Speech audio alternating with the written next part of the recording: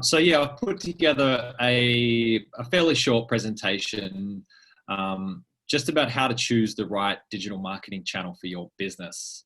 Now, I've sort of structured in a way thinking about everyone in Fresh. This is not something that the marketing manager of McDonald's would be using. It's more from where we're all at in terms of most of us are at with our business. We're sort of trying to grow, get new clients. We don't necessarily have thousands, hundreds of thousands of dollars to invest in marketing. So it's more of a how to get things moving when you're trying to grow your business in the early sort of stages. Sorry. So a little bit about me. I run a digital marketing agency called Engine Scout. We do a little bit of web design and development. Our core service would definitely be SEO. We also run Google Ads as well, and we do a bit of Facebook marketing too. So my background before that, I've run a few e-commerce businesses. That's sort of how I got into marketing. And then I worked for a couple of marketing agencies before a couple of years ago, I launched Engine Scout with my business partner. So we work with a variety of different clients. We don't have a sort of specific group that we work with. So some of our clients are e-commerce businesses. We work with smaller, more local businesses in Melbourne and around Australia. And right through to, we've got a couple of big multi-million-dollar international companies as well. So yeah, and some of the things that we do, I write regularly on big industry blogs. I like to keep up on the cutting edge of what's the latest and greatest with digital marketing. Everything moves so quickly with the internet these days. So yeah, I try to share my knowledge, and we do some studies as well, which is always really great to do. So enough about me. Digital marketing can be a bit overwhelming at times. There's so many different things. There's so much noise out there. What do I do? What do I do for my business? Do I focus on Facebook? Should I do LinkedIn? Do I get on Google, Instagram, emails? So how do you choose? And often, when you're starting, there might be one or two of you. It can be sort of overwhelming. You don't want to try to do everything maybe at the start and overwhelm yourself and spread yourself too thin. So yeah, hopefully this presentation will help you better sort of understand the various channels and which ones would be best for you in your circumstances.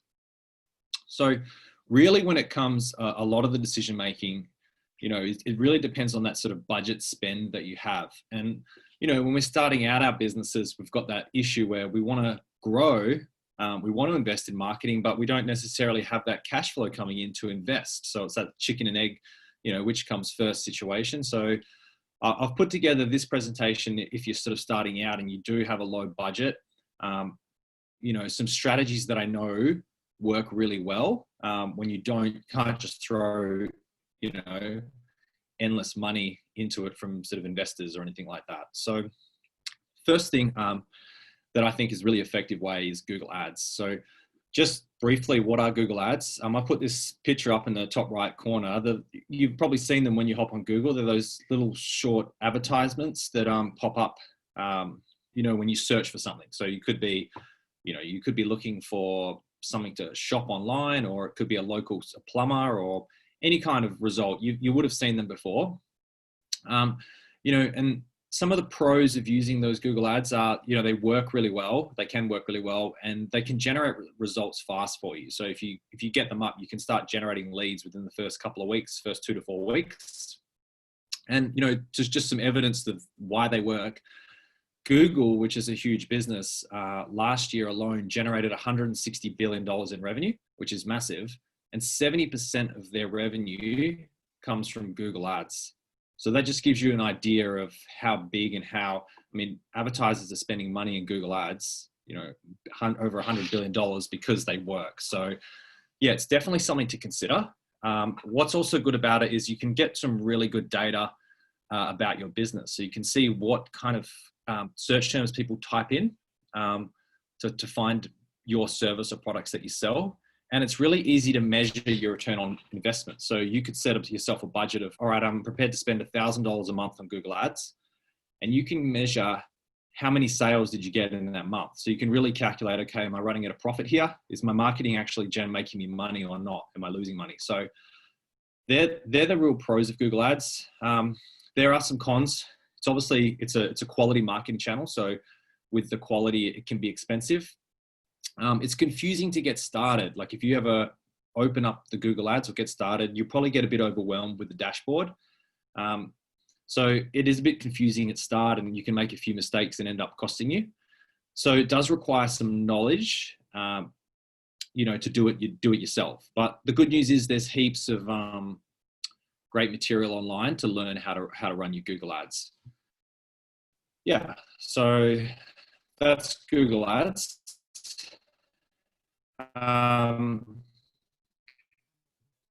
In addition to Google Ads, they also have remarketing. So remarketing is, say if you're, or they sort of click away, they get distracted, they have to go walk the dog, go get a coffee, and they forget about you. Remarketing is sort of, it tracks them, so it follows them over the internet. So, you know, if you were selling t-shirts, for example, you'd probably seen those ads pop up. I've got an example here of Golfbox that sell golf clubs in WA. So they run Google Ads, and it can be really cost effective as you're targeting people who are already interested or have already visited your website, so those warm leads. It works well, and you can get really creative with it and yeah, really start improving and boosting your brand visibility. So how do you get started with Google Ads? Well, the first thing would be to set up a Google Ad account. You could just literally Google that and put that into Google, and you'll get plenty of instructions. And determine sort of your monthly budget allowance. How much are you willing to spend on your Google Ads? And then you can set that as well. And then one of the key things is to make sure that the ads that you create, those text ads, the keywords that you target, and your landing page are all matching. So to give you a simple example, if you were an electrician, you would want your ads to be, you know, electrician Melbourne, something about that, have that word in there. You'd want to target that search term, electrician Melbourne. And when people land on your webpage, they'd want to see in the title, electrician Melbourne. So if that makes sense, you want to have everything lined up. That'll give you a much better return on ad spend, and will cost you less when you start doing Google Ads. So it's a small tip, there's plenty online, but that's definitely a big one. And when you're starting with Google Ads, start small. So don't go in and just start throwing money at it. Start small and just sort of test, find out, see which ones are working, which ads are giving you clicks, which ones are driving conversions. And once you find that winning formula, you can start to scale up your ad spend and increase that and increase the leads. So yeah, there's lots of great free resources, as I've said before, to learn online about Google Ads. So the next digital marketing channel that's definitely very effective would be content marketing. So this can include things like writing a blog, infographics, posting videos, putting together a case study, FAQs on your website, doing what we're doing now as a webinar. So these are all kinds of different content marketing. And the thing to remember is a lot of people will put out blogs, but they just sort of pump out a new blog a week, and that's not really effective. You're better off to focus on that high quality content over quantity. So don't get too carried away with, oh, I've got to put together a post every week or whatever. Focus on high quality. Even if you're doing it once a month, that's fantastic. So I just gave a couple of examples. You know, maybe you prefer doing video, or you're really good in front of the camera. So you might want to start up a YouTube channel and start putting together some relevant, helpful videos, short videos, you know, related to whatever products or services are that you sell. So, you know, back to the electricity example, you might share some tips on, you know, changing a light bulb, or just some sort of helpful, you know, things or what to look out for. And if it comes to blogs as well, you want to focus on quality. So you can see here, I found this good example. This guy's written a blog post about time management tips, and he hasn't done 7 time management tips. He's done 101. So it just gives off a lot more value, and it will benefit you long-term with the more growth with the content. So what are the pros and cons of content marketing? So if you put together a really good piece of content, like that 101 tips, it'll stand the test of time. So it will generate traffic to you and increase your brand awareness. It won't just get lost in the sea of the internet and forgotten forever. So it'll become the evergreen. If you can consistently, you know, distribute or publish content that's related to what it is that you're selling and stuff, you can really establish yourself as an authority figure in your space. And then, you know, a whole bunch of opportunities can sort of spurt from there. And it's DIY, you can do it yourself. So you don't need to, you know, spend thousands of dollars to get started. You can actually just get started just by putting your own sweat equity into that. Some of the negatives though, it is time consuming. And if you do get started into producing your own content, it's not easy, and it sometimes can be sort of overwhelming, especially when you're first getting started. So just thought I'd give some examples of some good content marketing. So this is Rip Curl. And what they did, they sort of crowdsourced, sorry. So they've basically just interviewed different surfers around the world about, you know, trying to chase the perfect wave, and written short stories about that. And that's definitely a great way to, you know, scale up their content because they're getting their followers and fans. That's a great option. Another thing could be just a simple sort of infographic. So you could hire a graphic designer and just to put together a, you know, a short step-by-step process. You know, was an example from Inc. that how to order, you know, custom t-shirts. So they just put a simple infographic together. So you don't have to go over complex. It can just be something simple like that. So how do you get started with content marketing? So practice makes perfect. So the more you can just practice it and just, you know, start publishing some material, putting some videos together, you get better.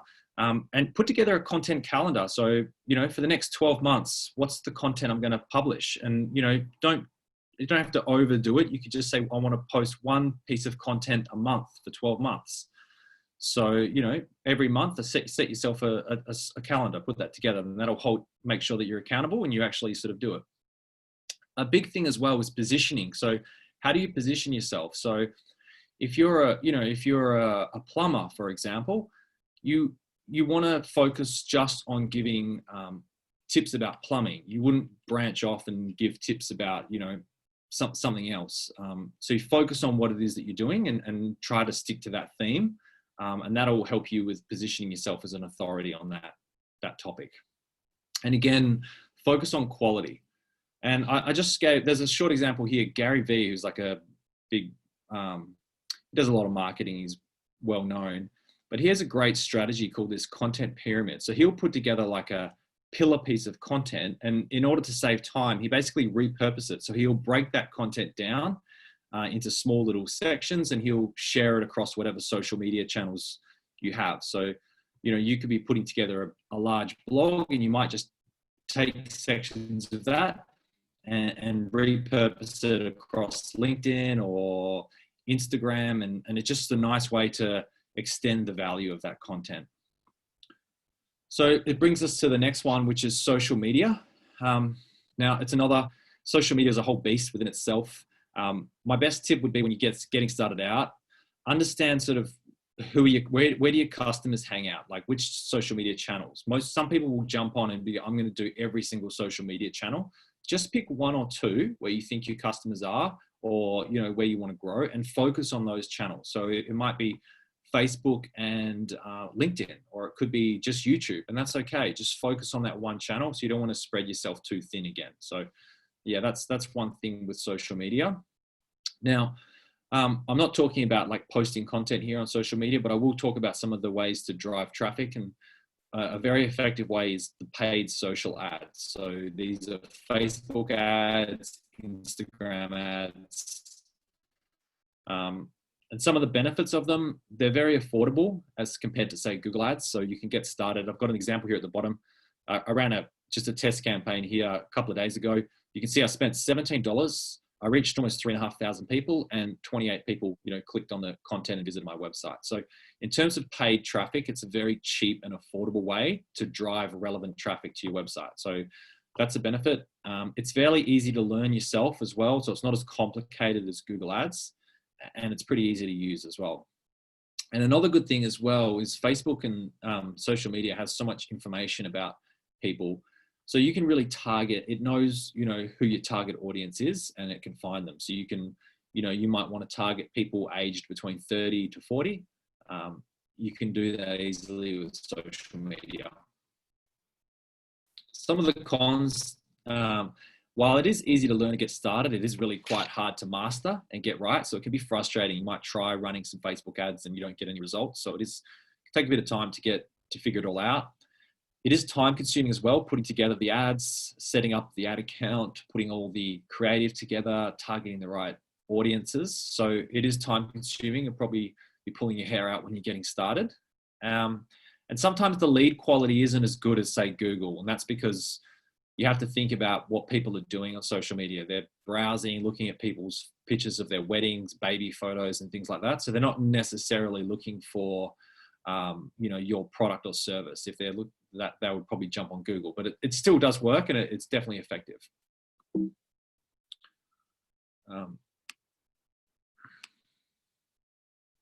So the next part of social media, so you've got the paid ads, and the next thing is influencer marketing. So this is might not be the best tactic for every business, but it's definitely powerful, and you would have seen it before if you use Instagram or anything like that. So it can build credibility for your brand. It can give you some great exposure for what you're selling. So a lot of e-commerce businesses will use influencer marketing. It also gives you that bonus content. So if an influencer posts something on their page, you can repurpose that photo and put it as a testimonial on your own website. So that's a benefit as well. Some of the cons though, it's hard to measure that return on investment. So if you pay an influencer to post your product or talk about your service, it's really difficult to see how many sales did I get a result out of that? How much money did I make from that post? It's very time consuming as well. And it's obviously high risk. Lots of things can go wrong. The influencer can post the wrong content, or, you might not get any return from it. You might target the wrong influencer. So yeah, it's a high risk as well. So getting started, or some tips if you are thinking that social media is the right channel for you. Firstly, if you don't want to spend too much money, just be active and engage with others' accounts. So the more you give, the more you'll get back. So if you really want to grow on whatever channel, LinkedIn, engage with other people, leave a comment, like their stuff, share their information, and you'll naturally start getting some more organic growth. They'll share your post as well. So that's a really great tip.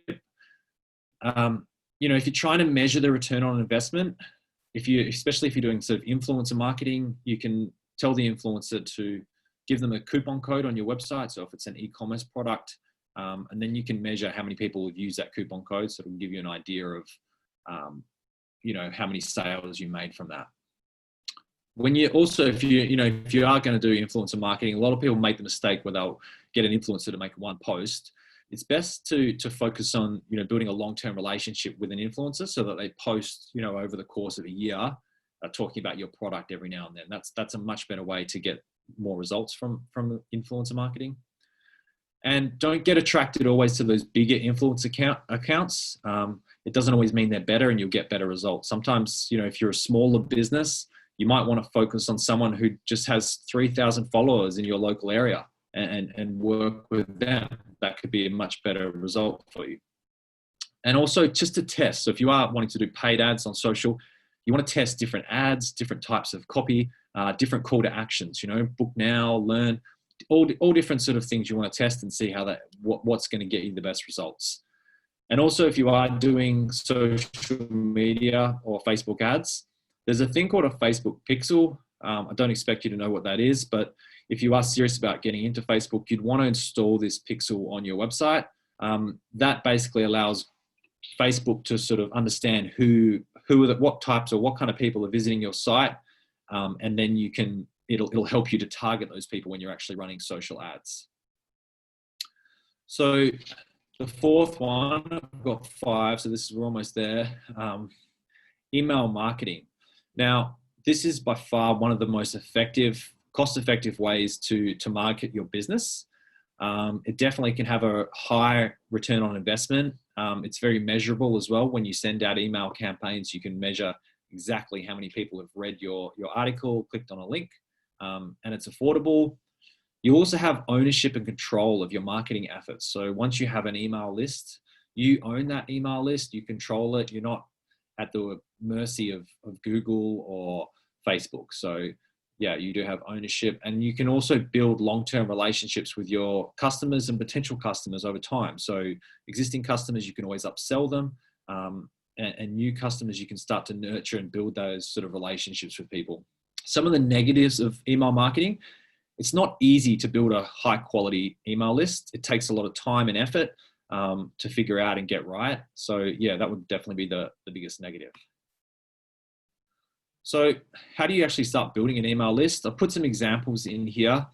Even on your website, just have some call to actions offering some advice. You can see here, this is for an e-commerce store. Join the email list and you get 15% off your first purchase. That's a great way to start attracting new email signups.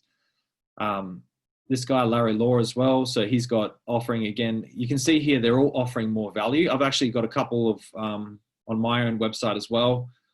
I was targeting dentists here to try and sell SEO to them. So what I did, I put together a long blog post, and I know dentists are quite busy, so they're probably not going to read it all.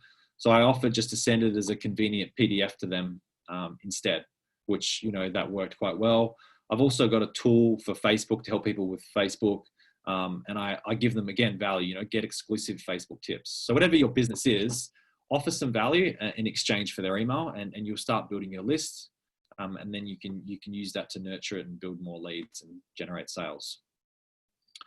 So, with email marketing, you need to use some sort of software. There's all kinds of different ways to build those lists. There's ActiveCampaign, Aweber. MailChimp is a good one to get started. It's free. And it's free, I think, for the first 500 emails that you collect. So, if you're on a tight budget, that's a good one to try out. Personally, I'm a fan of Aweber. That's what I use. But it's not free and it costs money, but it's really good. So yeah. So how do you get started with your email marketing? Like I said before, create really valuable call to actions on your website. It's hard to get people to actually hand over their email. So you need to give a reason for them to want to actually drop their email in. So for me, I use get exclusive tips that I don't share with anyone else. It could be anything else. 10 discounts, offer a discount on your product or service if they sign up. And you can use even social media advertising as well to grow your email list. It's more expensive, but it works. And also get friends to help. So, maybe ask a friend, to share that you've got this email newsletter that you've signed up to, and it's really helpful. That's another way. Those methods definitely work. Finally, the last marketing channel, which is my personal favorite, I have the most interested in, is SEO. And yeah, I really like it. So I'm a bit biased with this one, but the pros of SEO. So SEO, just to explain what it is, it's whenever you've seen SEO is whenever you go on Google and you search for something and you see those results on Google, those websites that are on that first page, they're there because they do SEO. So that's what SEO is. It's just basically appearing on the top of Google or search engines, being Yahoo, but really mainly Google. And the aim of SEO is to get you into that number one position for the products and services that you sell. So some of the benefits of SEO, it's really trusted. So if you search for a product or service, a lot of people trust those organic results when they go on Google. So you can get a lot of high quality leads and sales coming through. And once you get to the top, it'll start generating leads and sales basically on autopilot. You're not having to spend anything to drive traffic to your website. And it's a bit like content marketing in that sense, that once you're up the top, you can stay there. So it's evergreen, just constantly generating that new business for you. So it's really powerful in that sense. The negatives, though, it does take time. It doesn't happen overnight. It can take up to 12 months, depending on where your site's currently at. It can be expensive as well. You're sort of throwing in money month on month and you don't see like you're getting any results. So until it gets to the top, you sort of feels very expensive. And there's lots of, you have to be careful with SEO. There's lots of scammers that will try to, sell you it and not deliver any results as well. So yeah, more about SEO, as you can see here. it just takes time. So, you know, you might not see any results, and it sort of happens about the 12-month mark until you get to the top there that you really start to see the benefits of it as well. So how do you get started with SEO if you wanted to do it, try it yourself? Or, you need to understand what's called keywords. So what are your customers typing into Google to look for your products and services? So, you know, if you were if you had a dance school, for example, people were probably typing in dance lessons Melbourne. So you need to understand that. And you also need to, so have a look, so whatever product or service it is that you sell, just type it into Google and see what comes up. Click on some of the top, you know, 1 or 2 listings or the websites at the top there, and see what kind of content is showing. You know, is it a video that appears at the top of Google? Is it a blog post? Is it a sales page? So if that's a keyword that you want to target, and you notice that it's a sales page that's at the top, you might want to create a similar sales page on your website. Again, creating lots of relevant content. So, you know, blog posts and things like that related to your service. You'd want to do that. And a big thing with SEO as well is also building links or backlinks to your website. So that's just whenever another website links to your website. Okay. So that's a big factor when it comes to SEO. And there's different ways you can do that. You can get out and do some podcast interviews and get the podcaster to link back to your website. You can write blog posts on other people's sites. That's another way. And then, you know, if you start doing SEO, make sure you've got Google Analytics set up on your website. And that way you can sort of measure how much traffic I'm getting from Google, and you can see, you know, over time if your results are improving. So, you know, with all that, there's some, I know I just gave you guys a lot of information and it's sort of a bit overwhelming again, but, you know, how do you choose? Like, okay, with all that information, now I sort of get it. Well, the best thing I would say would be just to think about, you know, what are your goals? So first of all, are you wanting to build up your brand, or are you wanting to get more sales? And, you know, where is your audience? Like, where are your customers hanging out? Are they on Facebook? Are they searching for your products or services on Google? You know, if they're searching on Google, you might want to try Google Ads. You know, if they're on Facebook, you want to maybe try Facebook ads or LinkedIn, whatever. But the important thing is when getting started, just try one channel to get started. Start small and test it and see what sort of results you can get. And then as you sort of growing, you can expand to more channels. So you might start with some Google Ads, see how that goes. As you get more business in and grow, you might want to expand out to LinkedIn.